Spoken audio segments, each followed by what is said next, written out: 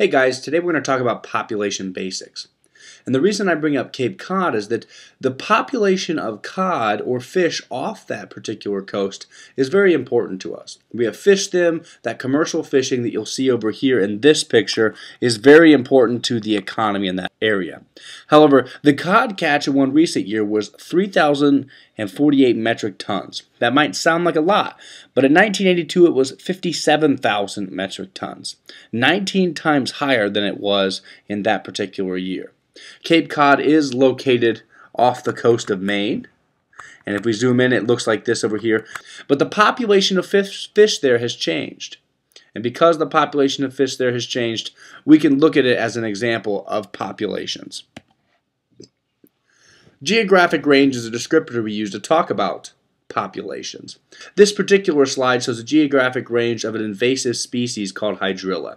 It's an aquarium plant that was dumped into the waterways of Florida. Somebody didn't want their animals inside the fish tank to die. They thought they were doing the right thing by dumping them into a freshwater stream, and instead they introduced a species that should not have been there. As you can see, in 1950, it was really a problem in the southern part of Florida. But within a decade, you see it as a major problem on the eastern seaboard of Florida.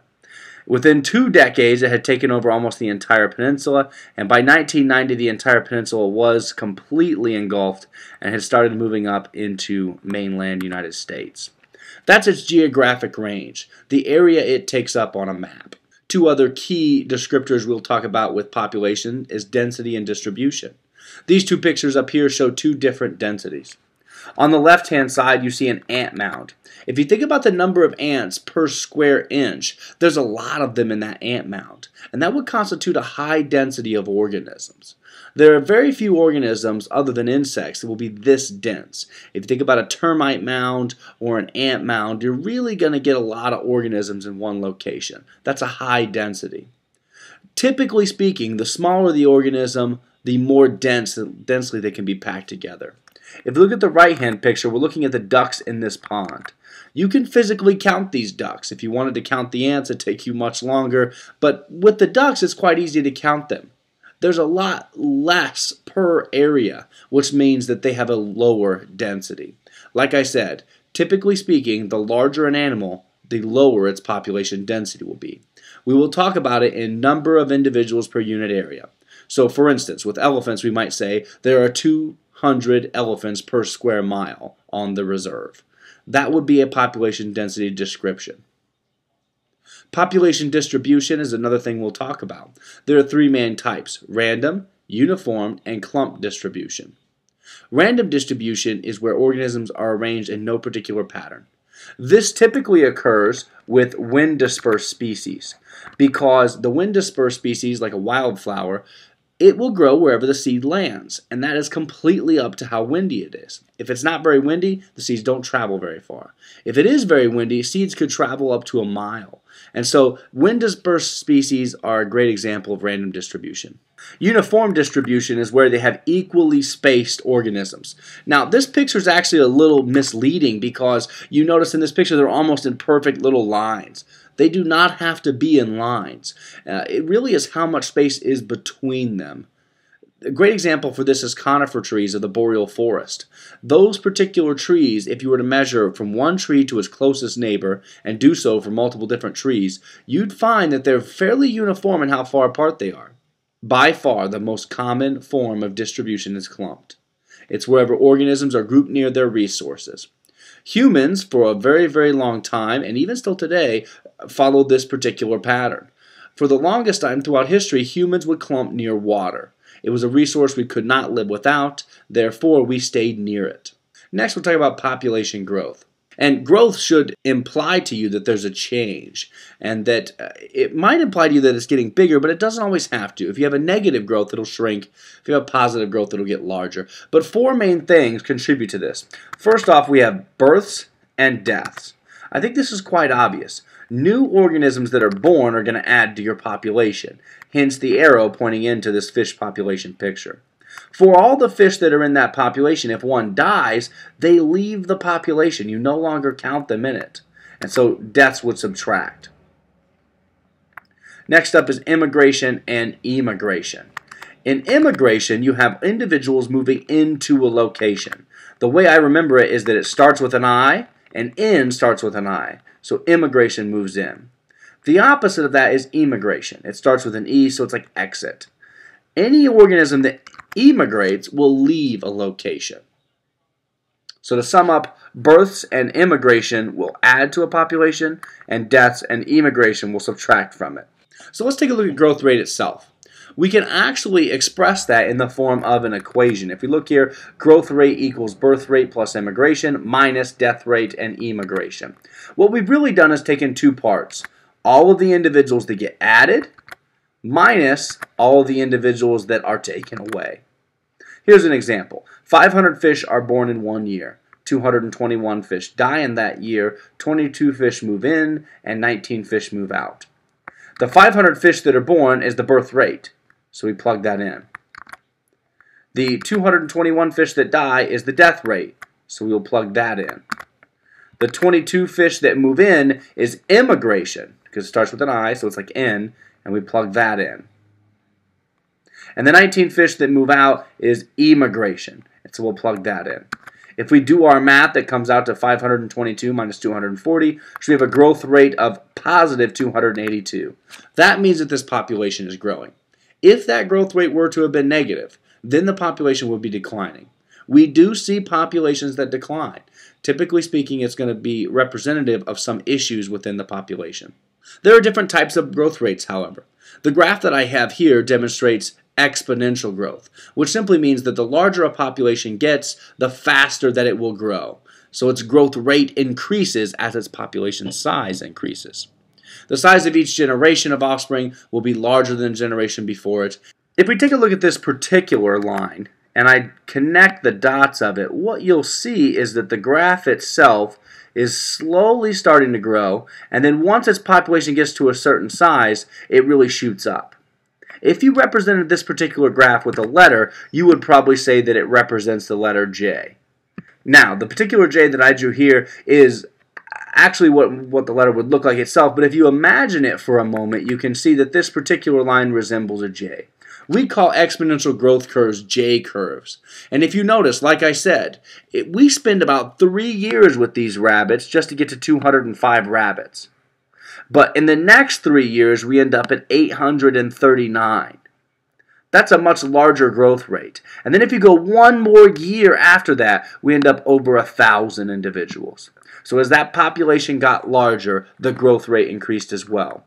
Again, exponential growth is a J curve.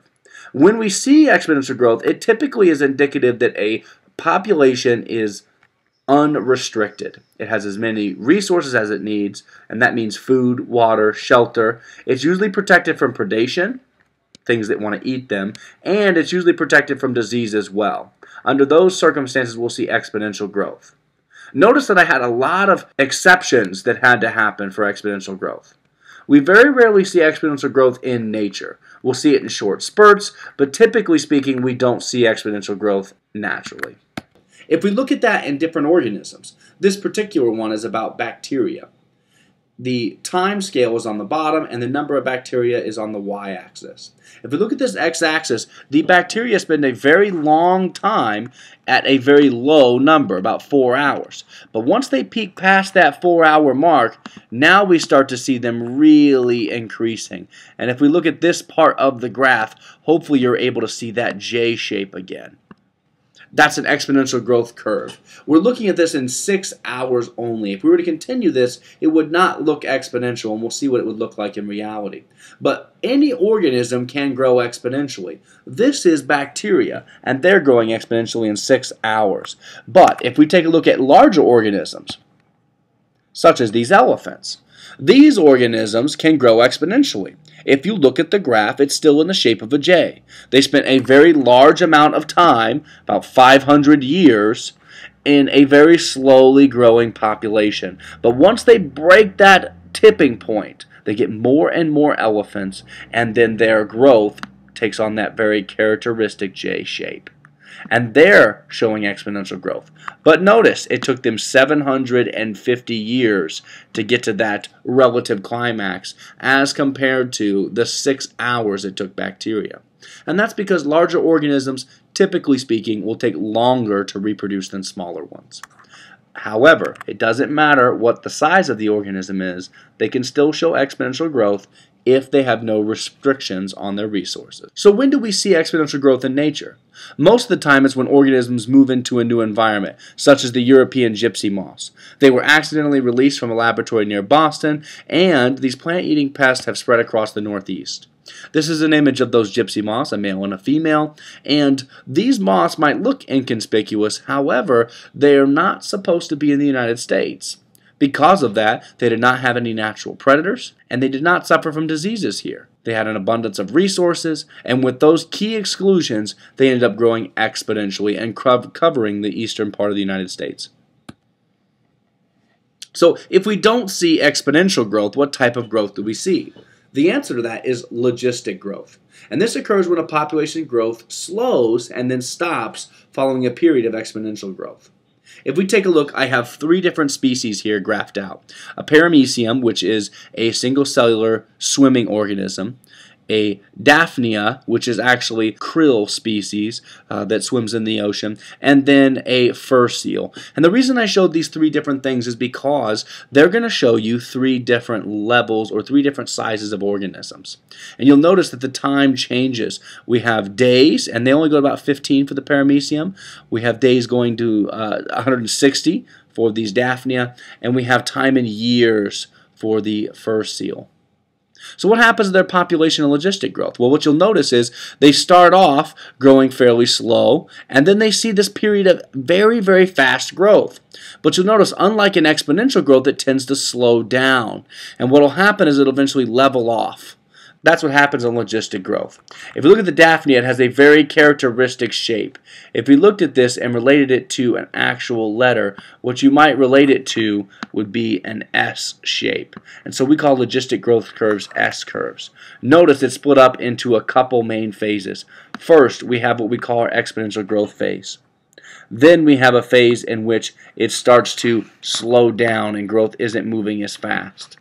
And finally, we end up with that last phase where growth is almost non-existent and the population is stable. That is logistic growth. So let's look at those again one more time, but in a very simplified version. Here we have the exponential growth phase. If you look, the shape of that particular graph should remind you of the J shape we saw in exponential growth. It is, however, only for a short period of time. We don't see it permanently. We see exponential growth for a period of time until the resource need really starts to affect the population. After exponential growth, we'll see growth slow down, and in that situation our growth is slowing down because it needs more resources than what it has. We end up having a balance between the number of organisms dying and the number of organisms being born. Finally, we have growth stop, and one thing you will notice is that that particular population will go over and back under and kind of oscillate around this carrying capacity. And what that carrying capacity is the number of organisms that the environment can hold. So we had those 3 phases: exponential growth phase, growth slows down, and then finally we had growth stopping altogether. The carrying capacity is the maximum number of individuals that an environment can support. This will be different depending on the organism. The environment might be able to support millions of bacteria, but only be able to support a couple large animals. But that carrying capacity is always determined by what resources are available in the environment.